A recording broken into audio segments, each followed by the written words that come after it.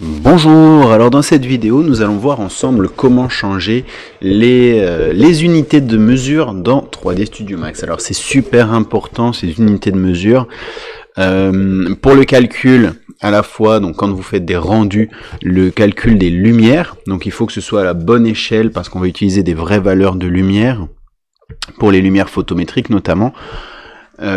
Et donc pour avoir les bons rebonds de lumière et les bons paramètres, je vous conseille vivement de respecter des mesures réelles.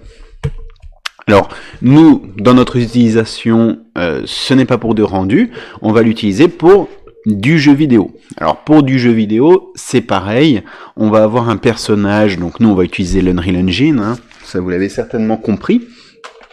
Et dans Unreal Engine, notre personnage fait 1m70, 1m80, je ne sais plus exactement, mais voilà, il a une vraie taille, et du coup, les objets que l'on ramène dans l'Unreal Engine doivent avoir la même taille. Alors, si on crée un objet par défaut dans 3D Studio Max, voilà, on va se retrouver avec des mesures comme ceci, qui ne représentent pas grand-chose dans la réalité, et du coup, il va falloir changer et avoir ici la possibilité de changer, de mettre en centimètres. Alors nous on va travailler en centimètres, on pourrait travailler en millimètres, en mètres, en kilomètres, comme vous voulez, mais ça on va voir tout de suite comment on fait. Alors pour le faire, il suffit de venir ici dans Customize, vous allez venir ici dans Unit Setup.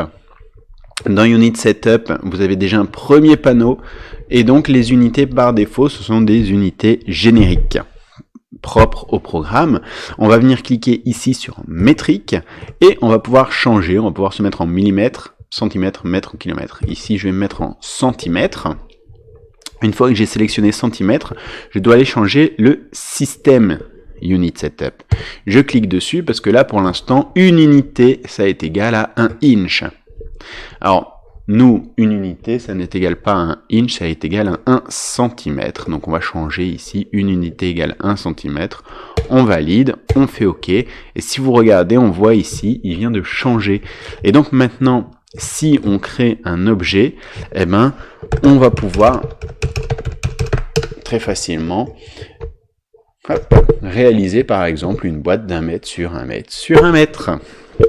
Voilà, donc une fois que l'on a paramétré ceci, il suffit de quitter 3D Studio Max et au prochain lancement, vous allez récupérer vos centimètres. Sinon, il vous suffira simplement de revenir faire la petite manipulation ici pour récupérer vos centimètres.